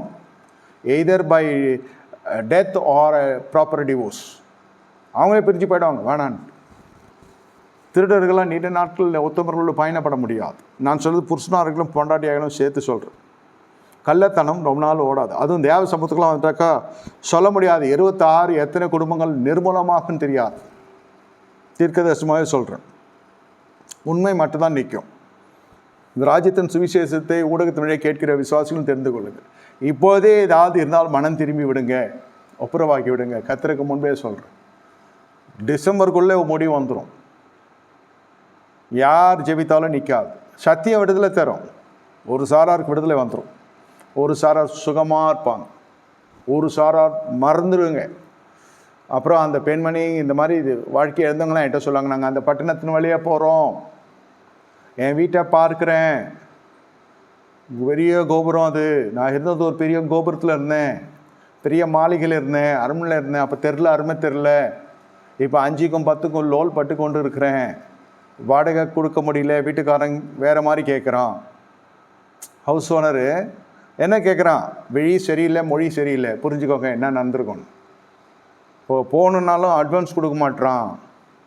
இதெல்லாம் 10 கொடுத்துனா வாடகை வாங்கி பீரோவில் வச்ச பெண்மணி. இதெல்லாம் இப்போது இருக்க இடத்துக்கு பிரச்சனை. இவ்வளோ பாரதங்களில் போய் எங்கே வேலை செய்ய முடியும்? 40-50 வயசுக்கு முன்னாடி யார் டிவோர்ஸு சொல்கிறேன், இது எங்கே போய் வேலை செய்ய முடியும்? 20 வருஷம் இல்லத்தரசியாக வாழ்ந்தாச்சு. இப்போ புதுசாக ரீஸ்ட்ரக்சர் பண்ண முடியுமா? ஐயோ, இதெல்லாம் என்ன செய்யறதுனே தெரியாது. ஆனால் அந்த உற்றார் உறவினர் இருக்காங்க பார்த்தீங்களா, அந்த வர பணத்தை வச்சு ஜகஜோதியாக வாழ்வான். அந்த பணம் காலி ஆனதுங்களாம் வேலைக்கே வரும். அதுதான் உண்மை நிலவரம் தெரியும். சில பேர்லாம் பிள்ளைங்களெல்லாம் கூப்பிட்டு வந்துடுவாங்க, தாய்கிட்ட தான் பிள்ளைங்க இருக்கிறதெல்லாம் ஃபீஸ் கட்ட முடியாது, பழக்கம் இல்லை இதுக்கு. மறுபடியும் பிள்ளைங்கள்லாம் கோர்ட்டு சொல்லுது, கேஸு சொல்லுதுலாம் இல்லை, பிள்ளைங்க மறுபடியும் தவப்பனோடு போயிடும். பணத்துக்காக இல்லை, உண்மை தெரியும். இவங்களால் பாதுகாத்து கொள்ள முடியாது, பிள்ளைகளை கூட இவங்களால் பாதுகாத்து கொள்ள முடியாது. அதே போல் தான் பெண்கள் இடத்துல பிள்ளைகள் வந்துடும். தவப்பட்ட பணத்தை பார்த்து போகிறது வேறு. ஆனால் இங்கே வேசித்தனம் அதிகமாக இருக்க இல்லை, நாங்கள் மம்மிக்கிட்டே போகிறோன்னு வந்துடும், ஃபீஸ் ஒண்டி நீ காட்டிகிட்டுருவோம் பசங்க. எதுக்கு இந்த கவலட்சணங்கள்லாம்? அடங்கி சேவிக்கல. அடங்கி சேவிக்காத ஒவ்வொரு கிறிஸ்தவ குடும்பங்களும் இந்த வழியாக தான் போவோம். எவன் ஜெபம் பண்ணாலும் சரி, எந்த தீர்க்கதரிசியோட கேலண்டர் முழு அட்டைப்படத்தோடு அவன் தொங்கி நின்றால் கூட சரி, கேலண்டரில் உங்கள் வீட்டில் வர வேண்டிய நியாய தீர்ப்பு வராமல் இருக்காது, வந்துடும். யார் ஜெபமும் காப்பாற்றாது. நீங்கள் எந்த ஊழியத்துக்கு மாதம் மாதம் பணம் அமைச்சாலும் அது காப்பாற்றாது. ஏன்னா அடங்கி சேவித்தல் இல்லை. ராஜ்யத்தினுடைய கோட்பாடுகளுக்கு தூரமாக இருக்குது. யாரும் காப்பாற்ற முடியாத சூழ்நிலை போய் நின்றும் ஜாக்கிரதையாக இருங்க. போனவ தான் அதோட அடங்கிருன்னு ஒரு சான்ஸ் கொடுத்தாரு தேவனுடைய தூதனானவர். அடங்கி இல்லை, மறுபடியும் பரியாசம் பண்ணியாச்சு. வருடங்கள் உருண்டோடிடுச்சு, ஆனால் ஆள் மாறல. எத்தனை வருஷம் கல்யாணம் ஆகி இவ்வளோ வருஷம் ஆயிடுச்சு. ஆட்ட முடியாது, அசைக்க முடியாது. நாங்கள் யாராக்கும் வழிபாடெல்லாம் நின்ற ஸ்திரீ ஆகிட்டேன், நான் கிளவி ஆகிட்டேன் தெரியுமா. பிள்ளைங்களெல்லாம் அப்படியே வளர்ந்துருக்கான், என்னை விட உயரமாயிட்டேன். என் பையன், என் பொண்ணெல்லாம் என்னை விட பெருசாகிட்டா. சைஸ் இதை படிக்கிறா, அதை படிக்கிறா, இது சம்பாதிக்கிறான். இதெல்லாம் எங்கேருந்து வந்து இந்த காசு? யார் கொடுத்த படிப்பு இது? கர்த்தர் கொடுத்தார். கொடுப்பார். கர்த்தர் கொடுப்பார், பிதா கொடுப்பார், பரிசுத்தம் கொடுப்பார். அப்புறம் இதெல்லாம் இந்த சடங்கெல்லாம் நடந்து முடிஞ்சோடனே எல்லா பசங்களும் டாட்டா காமிச்சிட்டாங்க அம்மாவுக்கு. வர மருமகன் சொல்கிறான், உங்கள் அம்மாவை சேர்க்காத, தீர்த்துடுவேன் ஒன்று அதோட, உங்கள் அம்மா மாதிரி உட்கார வச்சிடும் வாழை வெட்டியான்னு மருமகன் சொல்கிறான். மருமகன் சொல்கிறா, ஐயோ horrible aunty, don't want aunty. இங்கிலீஷில் சொல்கிறா. அப்படியே தனித்து விடப்பட்டான். நம்ம பசங்களே மறைகிறாங்க நம்மளை பார்த்து. பெண் அப்படியே ஒதுங்குறா. மகன் கேட்க வேண்டியதே இல்லை. ஆம்பளை பசங்க தெரியும் இல்லையா, 90% சப்ஜெக்ட் தெரியாது. ஒன்று இந்த பக்கம் சாஞ்சிடும், இல்லைன்னா அந்த பக்கம் சாஞ்சிடும். ஒன்று அம்மா பிள்ளையாக இருப்பான், இல்லைன்னா இவன் அம்மா ஆக்கிறதுனால அவன் பிள்ளை ஆகிடுவான். நோ அனி, நோ டியர், நோ டார்லிங், நான் முடிஞ்சு போச்சு. பொம்பளை பசங்க கொஞ்சம் நிற்கும், அதுவும் பார்க்கும். நம்ம வாழ்க்கையை பார்த்துச்சுன்னா எல்லாம் இன்றைக்கி அந்த மாதிரி ஒரு பேட்டர்னில் போயிட்டோம் இல்லையா. வாட்ஸ்அப்பில் என்ன ஃபோன் உங்கள் அம்மாவா? எத்தனையோ பெண்கள் தாயிட்ட பேசுறதுக்கே முடியாத அளவுக்கு மாட்டிக்கிட்டு இருக்காங்க. பேசுனா வானா, எதுக்கு போகிற பேயை கூப்பிட்றான்றான். இப்போ ஏன் அது வானத்தையெல்லாம் கிழிச்சிச்சா? இப்போ நீங்கள் வந்து ஆலோசனை கட்டி வாழ போறியா? அது பார்த்தாலே ஒரு எரிச்சல் வருது ஜனங்களுக்கு. ஏன்? ஒன்றும் கிடையாது, அதுக்கிட்ட ஒரு உண்மை கிடையாது, ஒரு தாழ்மை கிடையாது, ஒரு பரிசுத்தம் கிடையாது, பொருளாதாரம் சத்தியமாக இருக்காது இந்த மாதிரி இருக்கிறவங்ககிட்ட. இதுதான் வெளிப்படையாக சொல்றது. ஒன்றுமே இல்லை, தர்தனாயிட்டேன், நிர்வாணியாக இருக்கிற, எல்லாம் இருக்கிறத போல் ஐஸ்வர்ய சம்பந்தனை போல் நீ நடந்து கொள்கிற, உன் பேரில் எனக்கு ஒரு குறை, உன் தேவசனமே காரி துப்புது. அப்போ சாமானிய மனுஷன் இப்படியெல்லாம் போய் பிள்ளைங்கள்லாம் பதுங்குறாங்க. சில சமயம் இது இதான் அம்மான்னு சொல்ல முடியாது, இதான் அப்பான்னு சொல்ல முடியாது. சொத்து சுதந்திரம்லாம் வரப்போ வரட்டும், வராமனா போட்டோம், பரவாயில்ல, அதை பற்றி எல்லாம் பிரச்சனை கிடையாது. இப்படி தான் போயிட்டு லைஃப்பை மாட்டிக்கொள்கிறாங்க பிள்ளைங்க. ஏன்? அடங்கி சேவித்தல் இல்லை, அடங்கி சேவித்தல் கிடையாது. அப்புறம் அதே பசங்க நாளைக்கு ஏர்லி டிவோர்ஸ்காரங்கெல்லாம் வாழ்க்கை ஸ்டார்டிங்கில் டிவோர்ஸ் வாங்கி பிள்ளைங்களை வளர்க்குறது, இப்போ பொருளாதாரம் வேலை எல்லாம் செஞ்சு ஒரு காலகட்டத்தில் பசங்க கல்யாண ஸ்டேஜில் வந்து நிற்கும். அந்த பெண்மணிகள்லாம் எல்லாம் சொல்லுவாங்க, பொண்ணு வாய் சரியில்லை பாஸ்டர், பொண்ணுக்கு ஜெபம் பண்ணுங்க. ஜெபம் பண்ணி பார்க்குறப்போ வரன்கள்லாம் ஏன்டா தடை செய்துன்னு கேட்டால், இந்த அம்மா விவாகரத்து வாங்கியிருக்கு. புருஷன் இருக்கான், புருஷன் இல்லைன்னு சொல்ல, இருக்கான், விவாகரத்து வாங்கியிருக்கு. ஏன் வாங்கியிருக்கு, எதுக்கு வாங்கியிருக்கலாம் தெரியல, விவாகரத்து வாங்கியிருக்கு. அவங்க சொல்கிறாங்க, நாளைக்கு இந்த பொண்ணு இந்த மாதிரி தான் இந்த அம்மா கைட் பண்ணணும், அதனால் நாங்கள் ரிஸ்க் எடுக்க விரும்பலை. இப்படி ஆகிடுது. பெண்கள் அது பெற்றோர்கள் குற்றச்சாட்டுனா, பொண்ணுக்கு புத்தி இல்லை வேணான்றா, அங்கே போய் கேட்டால் பொண்ணு வேணும்னு தான் சொல்கிறா, அவளை கட்டிக்கு யாரும் வரமாட்டான், நல்லா அழகாக இருக்கா, படிச்சிருக்கா, பண்பாக இருக்கா, அன்பாக இருக்கா, நான் படிக்கிற வரைக்கும் நான் பார்த்த வரைக்கும் எந்த குறையும் இல்லை, அம்மாக்கிட்டேயும் குறை இல்லை. வரவன் குறை என்ன சொல்கிறான், அவள் டிவோர்ஸ் வாங்கின பொண்ணு தானே. ஐயோ ரொம்ப கஷ்டம். பசங்களை வச்சுன்னு சுற்றுறாங்க எல்லாம். ஆம்பளை பசங்க வச்சுன்னு நிறைய அங்கிள் மாருங்க வருவாங்க. அவங்க கேட்டால் அவன் பொண்டாட்டி அடிச்சு தரத்தணும் தானே, அவன் புள்ள அவனை மாதிரி தான் இருக்கும்ன்றாங்க. வீடெல்லாம் வேணாம் பாஸ்டர், வாடகை வீட்டில் இருந்தால் கூட பரவாயில்ல, அன்பாக இருந்தால் போதும். இவங்க நல்ல வசதியானவங்க, அதெல்லாம் வேணாம், அவன் பொண்டாட்டி அடிச்சு தரத்தணும் வந்தானே. வந்துடும், அதெல்லாம் விசாரணையில் வந்துடும். 20 வருஷத்துக்கு முன்னாடி நடந்தது கூட. பொண்ணை பார்த்து எடுக்கிறப்போ அது விசாரிக்கிறப்போ சில பேர் உண்மையே சொல்ல மாட்டாங்க. சாதாரண விஷயந்தான், அது சொல்லி தொலைச்சிருக்கலாம். என் கண்ணால் நான் காதால் கேட்டிருக்கேன். அது நானே சில விஷயத்துலலாம் கண்டுபிடிச்சி பார்க்க வேண்டிய ஒரு லெவலுக்கு வந்துடுச்சு. இது செட் ஆகாது, இது எப்படி நீங்கள் முன்மொழிகிறீங்கன்னு கேட்குறப்போ இதுவாக்கும் அதுவாக்கும் அதுவாக்கும் இதுவாக்கும். அப்புறம் போய் பார்த்தா உண்மை நல்லவன் தெரிஞ்சோன்னா இருந்த உயர்ந்த மரியாதையே போச்சு. என் மேலே இல்லை, வந்த வரன் மேலே. என்ன மாதிரி சொல்லிட்டு வரீங்க? ஏதோ ஒரு உத்தியோகம் செய்கிறான், செய்யலாம், ஒரு உன்னதமான ஊழியக்காரன் செய்யலாமா? இது எவ்வளோ மரியாதை கொடுக்குறோம் ஊழியக்காரன். ஊழியக்காரன் வீட்டில் பையன் எடுக்கிறதே பயப்படுறான். சொல்கிறதுக்கு மாதிரி ஒன்றும் பலிவீட்டிலேருந்து பேசக்கூடிய விதத்தில் அது சொல்ல முடியாது. அவலட்சணங்கள்லாம் அவ்வளோ ஒரு பித்தலாட்டமா, ஆரம்பமே இப்படியா, போ எவ்வளோ இருக்கும், இப்படி தான் நினைப்பாங்க. அதனால் இதெல்லாம் அடங்கி சேவிக்கிற கேட்டகரியிலே வராது. சேவிக்கும், தேவன் நாமத்தில் ஓடிக்கொண்டிருக்கும் வண்டி, ஜெபிங்க. அப்புறம் கல்யாணம் இப்படிலாம் பண்ணி வச்சுட்டு நம்மக்கிட்ட இருக்க வேண்டிய உண்மை இல்லாமல், குடும்பமாக சொல்கிறேன், அடங்கி சேவிக்காமல் வெறும் சேவகம் வண்டி பார்த்துட்டு தசமாம் கொடுத்துட்டு அழகாக சபையில் அங்கத்தில் இருந்துட்டு அதுக்கப்புறம் ஜெபிங்க, பொண்ணு வாழ்க்கை சரியில்லை, ஜெபிங்க, பையன் வாழ்க்கை சரியில்லை, ஜெபிங்கெல்லாம் சொல்லக்கூடாது. ராஜ்யம் சொல்கிறது நான் சொல்கிறேன்.